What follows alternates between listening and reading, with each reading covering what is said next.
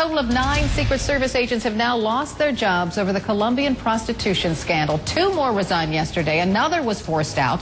12 agents and 12 military members are being investigated for allegedly soliciting prostitutes before Obama's trip to Colombia earlier this month. Despite the number of agents losing their jobs, at least one member of Congress thinks another head needs to roll. That would be the Secret Service's director, Mark Sullivan.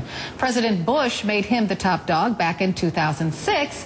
There have been some bumps during Sullivan's tenure, and Congressman Randy Forbes of the House Armed Services Committee thinks enough is enough.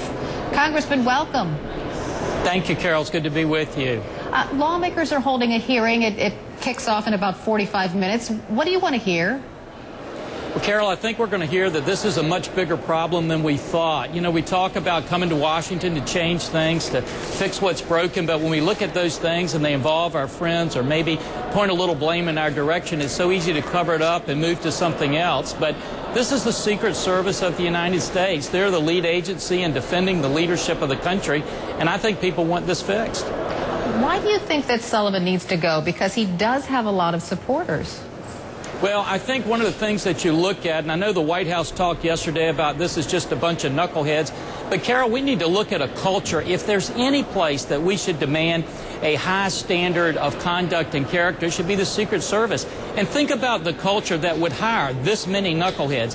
Think about the culture that would assign this many knuckleheads to such a premier mission. Think about the culture that wouldn't detect this through all the years of training. And even when all this was happening down there, it wasn't the Secret Service that determined it and reported it up and stopped it. The only reason we know about it and are talking about it today is because one prostitute didn't get paid for her services. I think that's a culture that needs to change. This is an agency we shouldn't be laughing about. We need to make sure we fix this problem.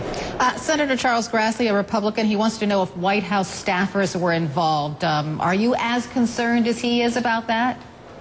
My biggest concern is not to point the blame or to punish somebody, Carol. It's just to fix this problem.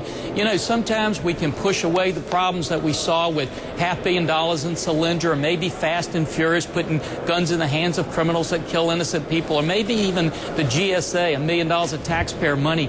But when it comes to the Secret Service and protecting the president and the leadership of this country, we can't afford mistakes. We've got to make sure we've corrected this culture and make sure it doesn't happen tomorrow. Congressman Forbes, thank you for joining us this morning. We appreciate it. Thank you, Carol. Still to come on Newsroom, the FBI